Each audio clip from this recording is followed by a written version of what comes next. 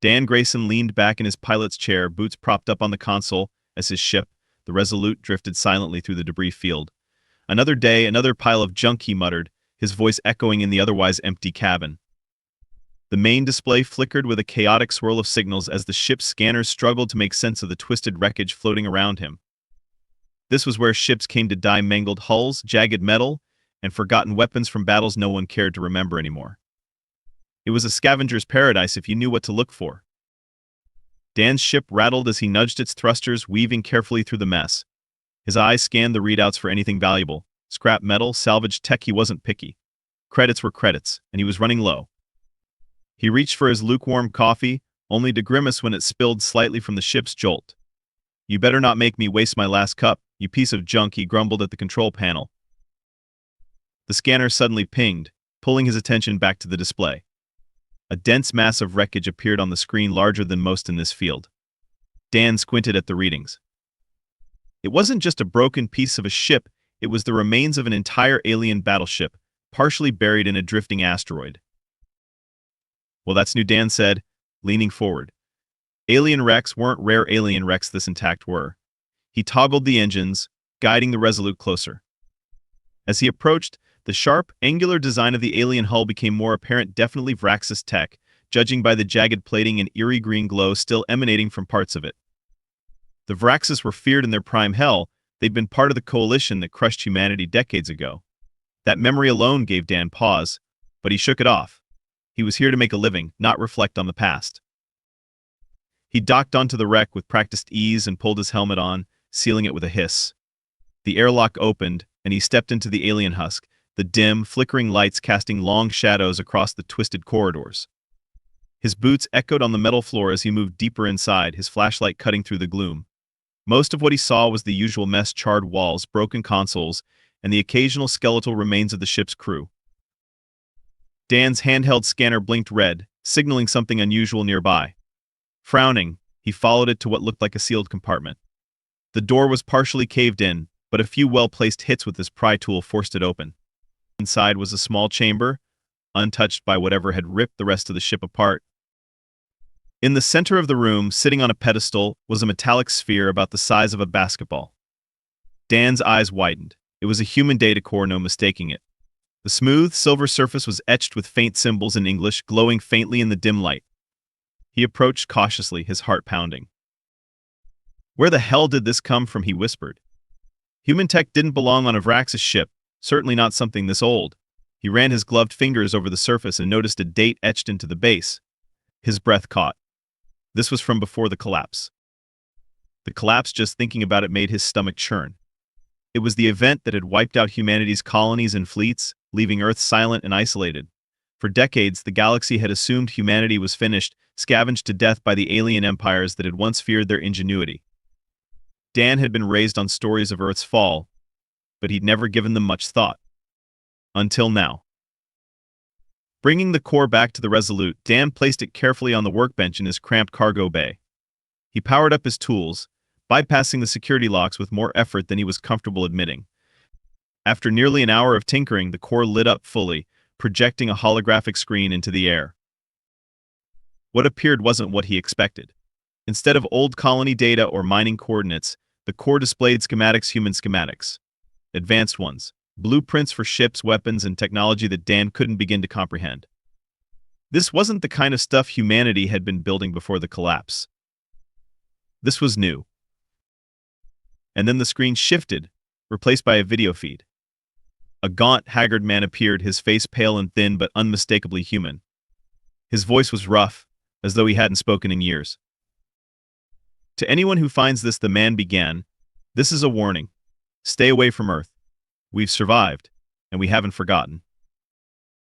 Dan's heart thundered in his chest as the man continued. "They thought they'd wiped us out, but they underestimated us. They always have. We've reclaimed what's ours, and we're stronger than ever. If you're not human, don't come near. If you are." The man's expression softened slightly. "Wait, we're coming back." The feed ended abruptly, leaving Dan staring at the blank hologram.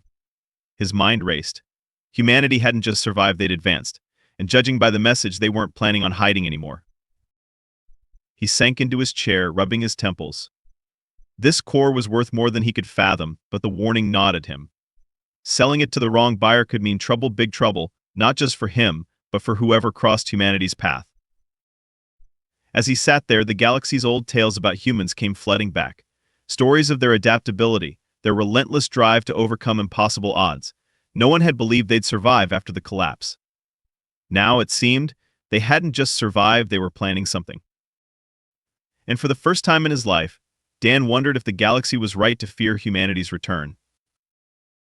The interstellar trading hub, Zartok Station, loomed in the distance like a chaotic spiderweb of lights and steel. It was enormous, with sprawling docks, neon-lit corridors, and a constant stream of vessels of every shape and size coming and going. Dan piloted the Resolute toward the station's main docking ring, his stomach tightening as he approached. He'd been here before. Zartok was one of the few places in the galaxy where you could sell almost anything. No questions asked, but it was also a place where humans were a rare and unwelcome sight.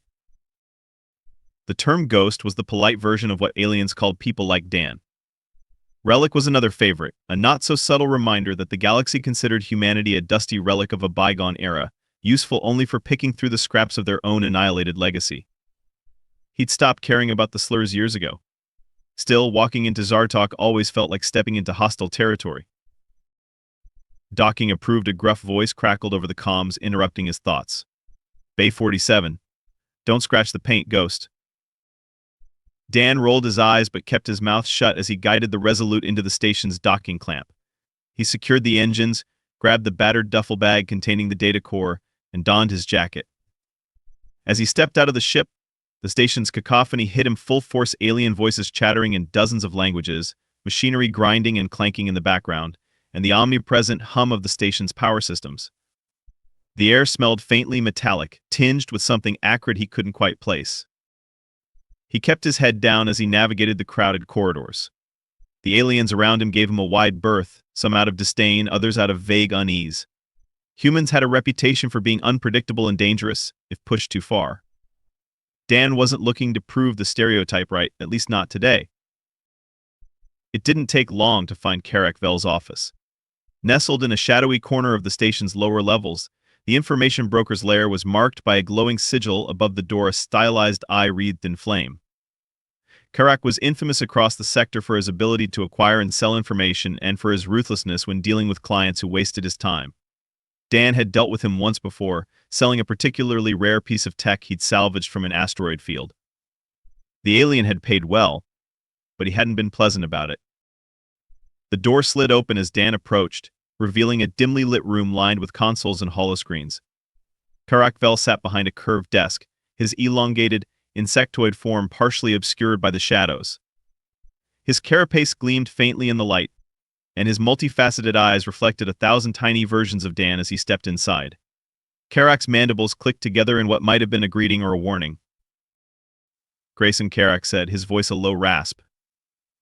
I didn't expect to see you again so soon.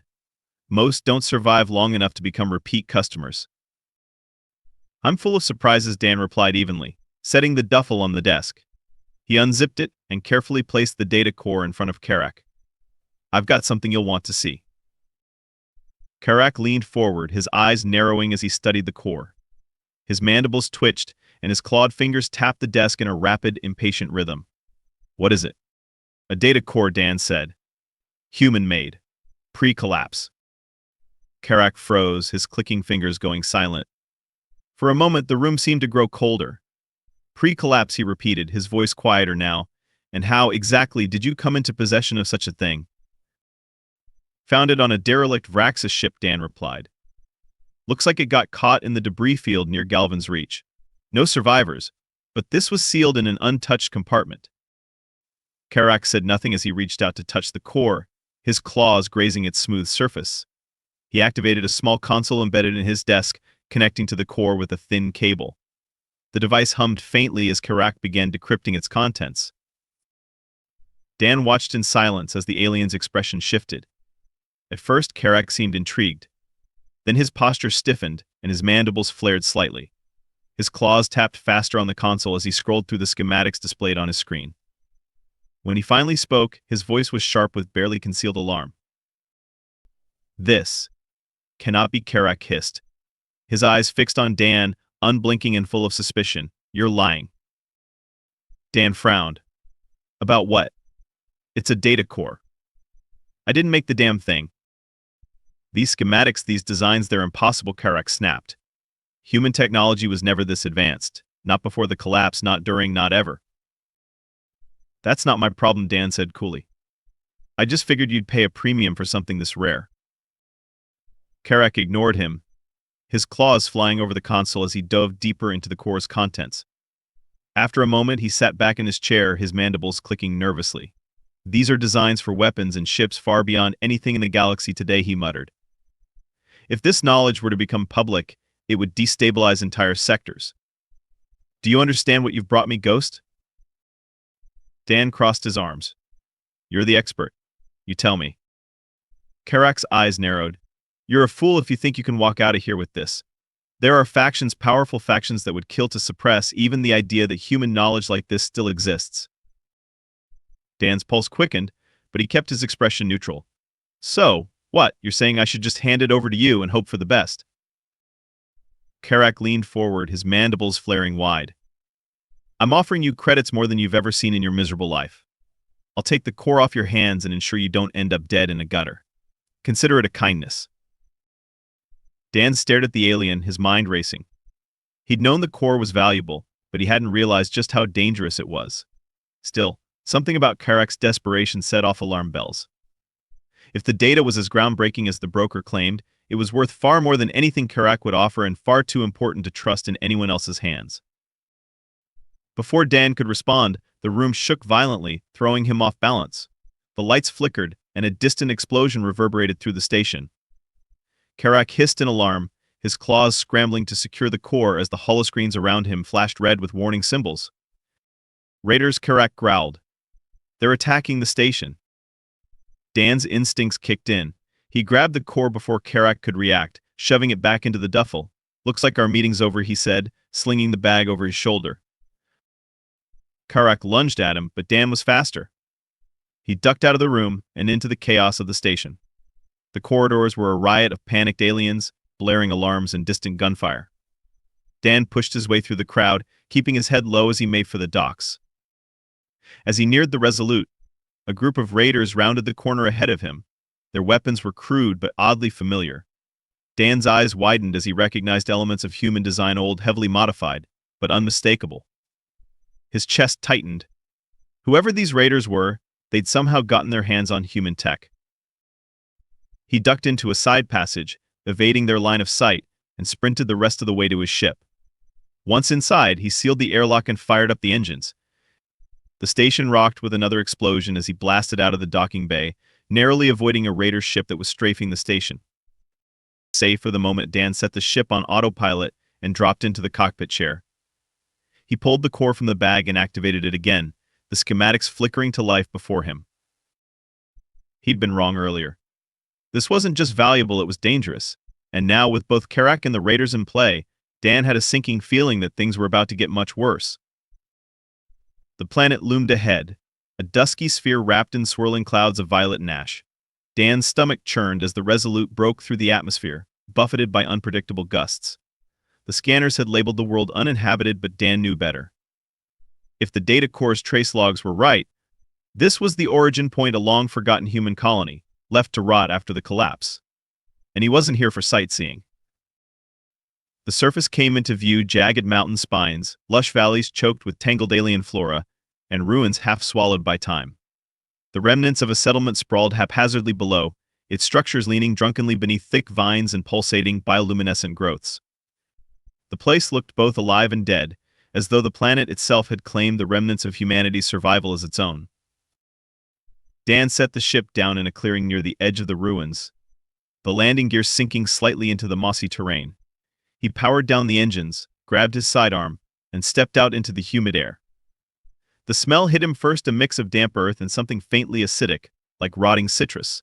The ground squelched under his boots as he moved forward, scanning the area with his handheld tracker. The signal from the core was faint now, little more than a whisper against the background interference. But it was enough to guide him. The settlement had clearly been human once, but nature had overtaken it with a vengeance. Broken walls jutted out of the ground like skeletal remains, windows shattered and frames warped by years of exposure. Alien plants coiled around everything, their tendrils pulsing faintly with an inner glow. Some of the vegetation moved as if it were aware of his presence, curling away as he passed. Dan kept his sidearm drawn, just in case. He spotted something buried in the rubble, a rusted sign with faded lettering. He brushed away the dirt, revealing the words Pax Haven Colony. The name tugged at the corners of his memory. It had been one of the first colonies established after Earth began expanding into the stars. Official records claimed it had been abandoned during the collapse, its inhabitants either evacuated or, worse. But the evidence around him suggested otherwise. As he moved deeper into the ruins, he began noticing signs of recent habitation. Footprints in the dirt, makeshift barricades cobbled together from scrap metal and wood, and faint trails carved into the undergrowth. Someone was here. Someone human. His pulse quickened. If the descendants of Pax Haven's colonists had survived all this time, it would change everything.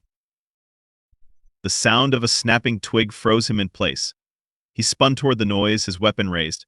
For a moment there was nothing, just the rustling of leaves in the breeze. Then he saw her.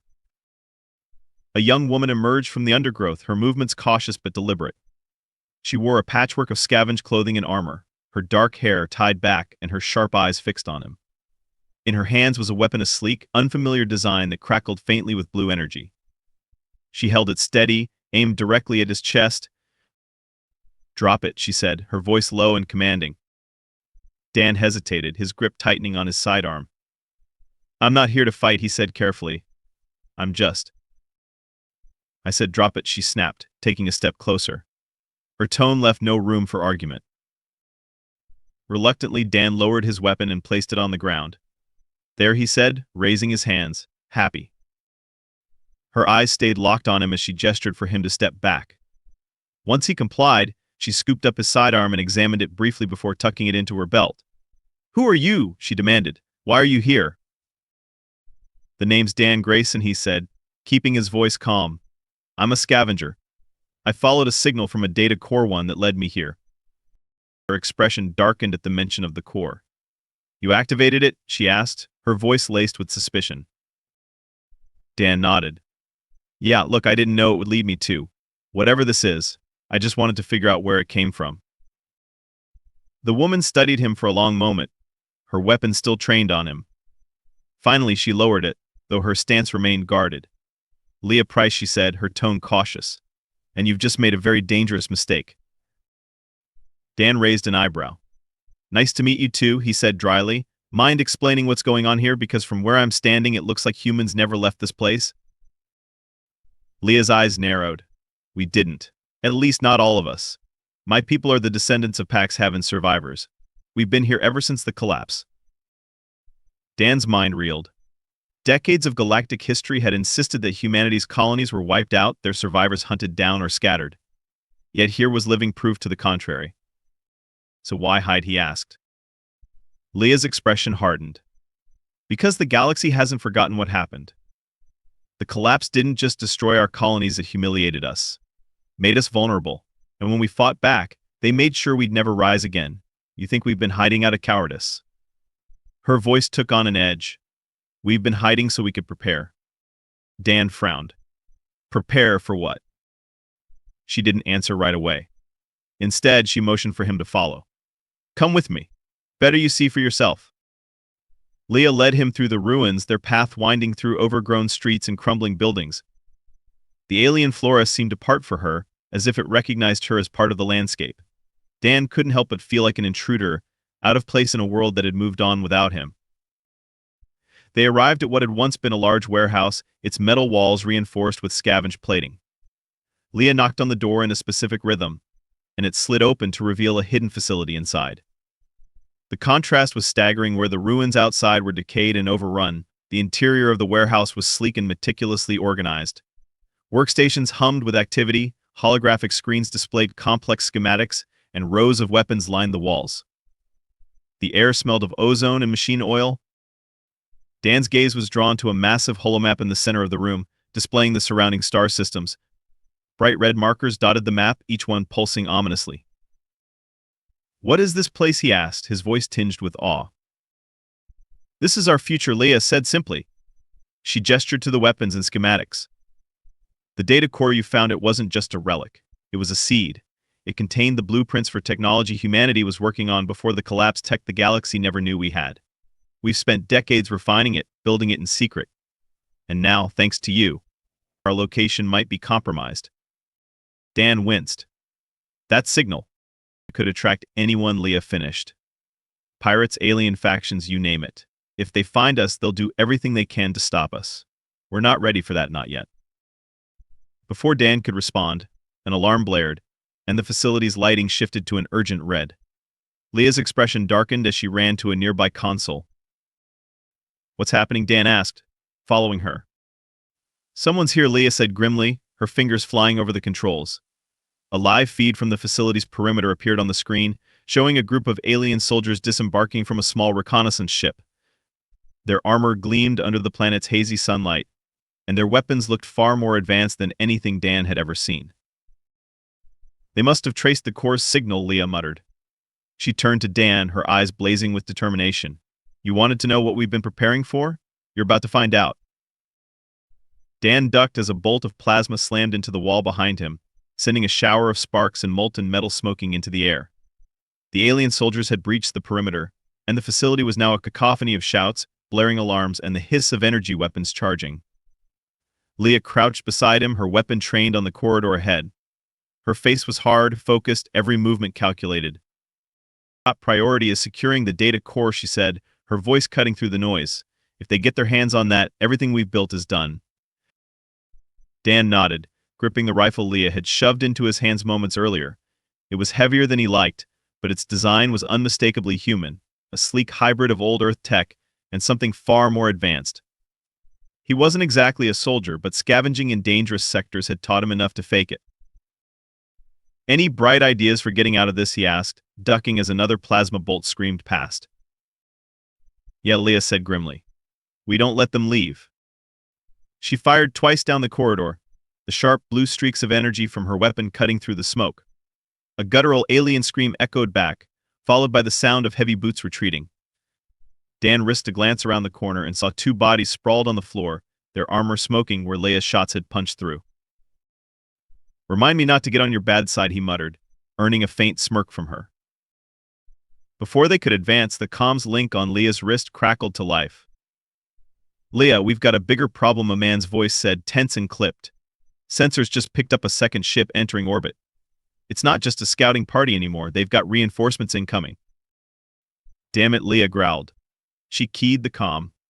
How long until they hit the surface? 10 minutes, maybe less. And they're not small fry this time. Looks like a full contingent. Dan felt his gut twist. Reinforcements? How the hell did they mobilize that fast? Leah didn't answer right away. Her jaw clenched as she processed the information. They've been watching, she said finally, waiting for a sign that we were still alive. The data core must have confirmed it. They're here to finish what they started during the collapse. Dan swallowed hard. He'd heard stories about the alien coalitions that had united to wipe humanity off the galactic stage, but seeing it firsthand was something else entirely. So what's the plan? Leah stood, her gaze steely. We fight. We've been preparing for this moment a long time. She motioned for him to follow as she moved deeper into the facility. The other humans they passed were already mobilizing, arming themselves with weapons that glowed with an eerie, electric blue light. The determination on their faces was unmistakable. They weren't just defending their home, they were defending their legacy. Leah led Dan to a massive chamber at the heart of the facility. The walls were lined with racks of weapons and armor, and holographic screens displayed tactical maps of the surrounding area. At the center of the room was a console unlike anything Dan had seen before. It pulsed faintly with a rhythmic light, almost as if it were alive. This, Leah said, gesturing to the console, is what they're really after. The data core is just the key. This is the lock. Dan frowned, stepping closer. What is it? An orbital platform, Leah said. Built by humans before the collapse. It was designed as a last line of defense, but it was never activated. We found it buried in the core schematics years ago, but we've never had the chance to test it. Dan's eyes widened. You're telling me there's a human superweapon floating above us, and we've just been sitting on it? Not by choice, Leah said. The platform systems were damaged during the collapse. We've been working to repair them, but it's still unstable. Activating it now is a gamble. Dan stared at the console, weighing the options. A gamble's better than nothing, he said finally. How does it work? Leah hesitated, then keyed a sequence into the console. The holomap in front of them shifted, displaying the orbital platform in sharp detail. It was massive, a hulking structure bristling with cannon arrays and energy grids. The platform's weapon systems are still intact, Leah said. But we'll need to manually interface with it to bring it online. The core can't do it remotely. Dan frowned. Manually? You mean we have to get someone up there? Exactly, Leah said. And since you're the one who brought the core here in the first place, you're coming with me. Dan blinked. I didn't sign up for this. You did the moment you activated that core, Leah shot back. Now are you in or not? Dan glanced at the tactical map, then back at Leah. The odds were terrible, but something in her eyes told him this wasn't just about survival. It was about sending a message that humanity wasn't done fighting. I'm in, he said. The next few minutes were a blur of preparation. Leah led Dan to a small hangar where a sleek, two-person shuttle awaited. It was a far cry from the Resolute, its design clearly influenced by the advanced schematics Leah's people had been working on. The shuttle's engines whined to life as they boarded, the cockpit glowing with an array of holographic controls. As they lifted off, the facility's defenses came into view below. Humans in fortified positions fired precision energy weapons at the advancing alien troops, holding them at bay with surprising efficiency. But it was clear they were outnumbered, and the reinforcements from orbit would tip the scales entirely. Leah piloted the shuttle with practiced ease, weaving through the planet's upper atmosphere toward the coordinates of the orbital platform. Dan gripped the armrest, his nerves fraying with every passing second. Any chance this thing doesn't blow up when we turn it on, he asked, half joking. Leah smirked faintly. Slim. But I'd rather take slim odds than none. The platform came into view, a shadowy behemoth drifting silently against the backdrop of stars. Its surface was pockmarked with damage, but its weapon arrays gleamed faintly, promising untold destruction if reactivated. As the shuttle approached, Leah guided them into a docking bay on the platform's underside. The interior was eerily silent, the air thick with the weight of decades of abandonment. They moved quickly, the data core cradled carefully in Leah's arms as they navigated the platform's dark corridors. When they reached the control center, it was like stepping into a time capsule. The consoles were covered in dust, their screens flickering faintly with residual power. Leah wasted no time slotting the core into a central terminal. Here goes nothing, she muttered, her fingers flying over the controls. The platform shuddered violently as its systems came online, lights flickering to life and a deep, resonant hum filling the air. Dan checked the status displays nervously, watching as the weapon arrays began powering up. Reinforcements are in the atmosphere, Leah said, her voice tight. We've got one shot at this. Dan nodded, his hands gripping the console. Together they activated the platform's targeting systems, locking onto the alien fleet descending toward the planet below. The first blast was blinding, a lance of energy that tore through the lead ship like paper.